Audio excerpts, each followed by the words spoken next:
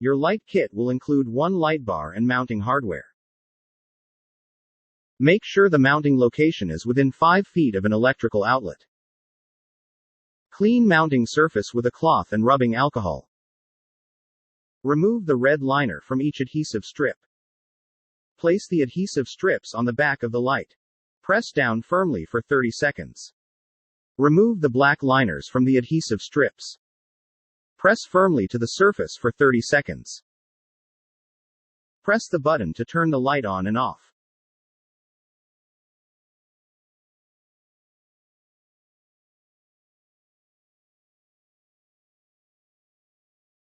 Gently hold the fixture in place with one hand.